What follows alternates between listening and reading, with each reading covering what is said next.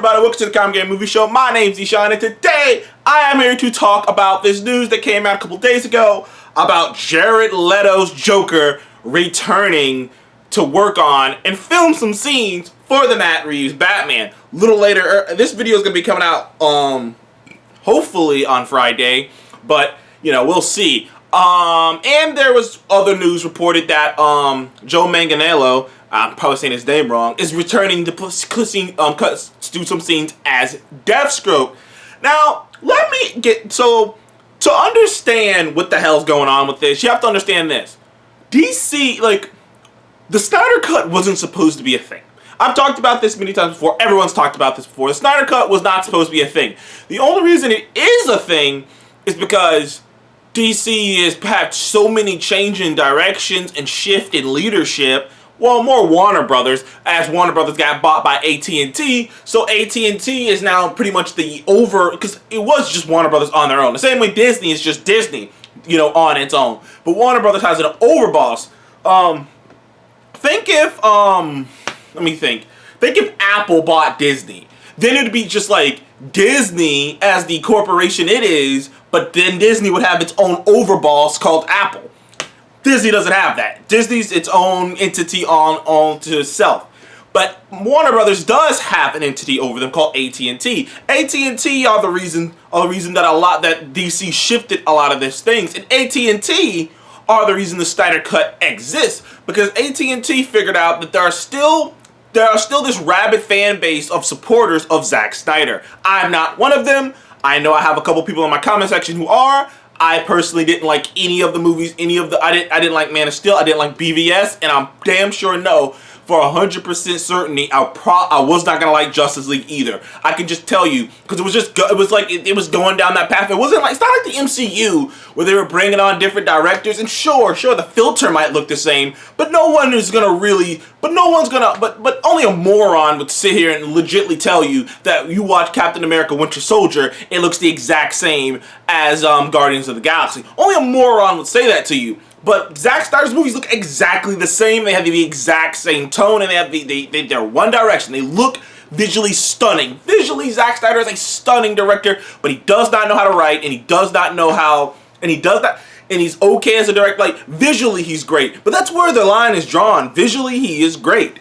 But it became apparent even when me and Seth reviewed BVS all those years ago, about 4 years ago now, almost 5. Even when we reviewed BVS that long ago, that it became apparent that there are still a huge section of people who do love Zack Snyder's interpretation of the DC characters. And that was pretty obvious by the fact that, you know, and like I said, that was pretty obvious by the fact that if the BVS still made a lot of money, and whenever you bring it up in 2016, you just get in a fist fight. So it was obvious that, you know, there's still this fandom for it. So Warner Brothers or AT&T decided, we're gonna do this. We're gonna tap into this fandom, the people who did like it, and we're gonna just put it on here. And we're gonna let Zack Snyder finish it up. We're gonna put all this, you know, controversy / you know, speaking around it, and we're gonna just let that happen on HBO Max. And the thing about it is, there's a huge tangent of people who think that this Snyder Cut was just done. I'm telling you, since 2007, since Justice League came out, like, what was that, 2018? I want to say Justice League came out in 2018, almost 3 years ago now. Since Justice League came out, there has always been this tangent of people who think, oh, there's a Snyder Cut. And it's because of the trailer, really. It's because the first trailer was just like straight from whatever Snyder was filming, and the second trailer was from what Josh did. All reports around it kind of say that 60% of it was Snyder's cut, and like it was 40% of it cut out, which is still a huge chunk of his movie cut out. But it's still, like, from what I've heard, the betting money is that 60% of that movie was what Snyder wanted. Like, so generally speaking, there might be things, there might be aspects, there might be different little plot lines, there might be more built on characters, there might be little tidbits here and there might be a different filter, things might be different, but genuinely speaking, it's the same thing. Generally speaking, it's the same. It's going in that same direction. Needless to say, And they're bringing back a lot of people to record. They recently said they got Ben Affleck to come back to do some extra stuff, and there's rumors about him doing more. And they recently said they got Amber Heard. Like, Amber Heard's coming back for this, and that's a whole can of worms on its own. And they also got Ezra Miller to come back. They got basically the entire cast to come back and do more reshoots, Henry Cavill included. And DC, to me, I don't understand how they could be so messy and no one cares. But you know what? I'm not going to get on that today. I'm going to sit here and talk about the Jared Leto Joker. This is surprising news for multiple reasons. One of the big reasons being that Jared Leto's experience on Suicide Squad was terrible. I mean, Jared Leto was talking shit about the company, Warner Brothers, the director. He was talking shit about a lot of people. Not to mention, Jared Leto's on-set behavior was out of control. I mean, there's stories about Jared Leto on set sending condoms and dead animals to his co-stars, and I think they said he sent the used condom to Margot Robbie or some shit because he wanted to stay crazy and in character. Like there's stories of him doing all kinds of crazy shit on set. And then there are stories about, and then clearly he felt like he got done wrong. So it's very surprising to see him even want to come back to do this. Now, granted, the reason that I spent most of this video talking about DC in general and not talking about the Joker news is because I personally don't think it's going to be that big of a deal. I personally think he's going to be in it for a brief moment. I personally think he's going to be in it for like a moment, literally. He's going to be in it for a few minutes. He's going to say something. You're going to see him. He might have a line of dialogue or something like that, and that's it. But I don't think he's going to be a major part of the I guess it's not a movie anymore. It's a mini-series.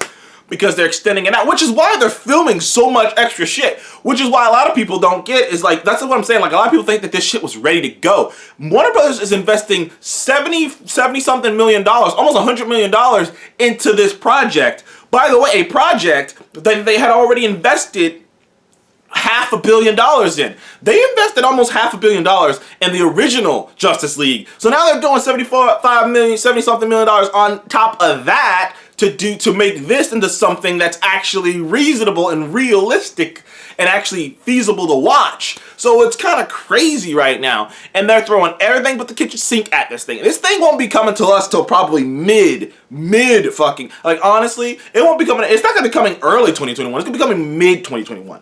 And it's kind of one of those funny things where I kind of laugh a bit because I see so many people come at Disney Plus for like, oh, where's your stuff? When I kind of go, you know, the only new like fucking DC thing will be the Snyder Cut, and that's not coming until mid 2021. By the time the Snyder Cut comes out, Falcon and the Winter Soldier and WandaVision would have already been released. So we shall see though. But I would be remiss if I didn't talk about the fact that Jared Leto's coming back to play the Joker. I don't care. I hated Jared Leto's Joker. I thought he was ass.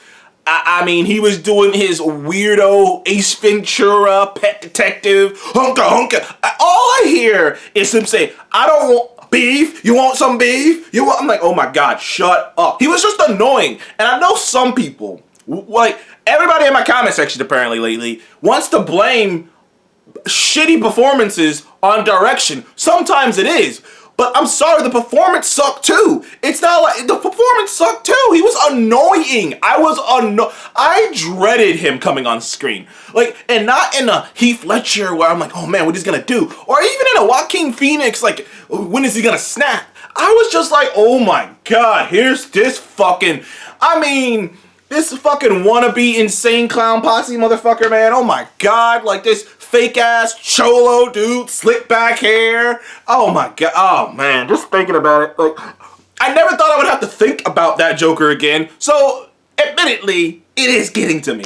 So, thank you guys for joining the Comic Game Movie Show. Please remember to like, subscribe, and are you excited for the Jared Leto's Joker? And if you are excited for the Jared Leto's Joker, can you send me the address to the medication that you're taking that you thought that was actually good? Thank you guys for joining the Comic Game Movie Show. Please remember to like, subscribe. I'll see you in the next one.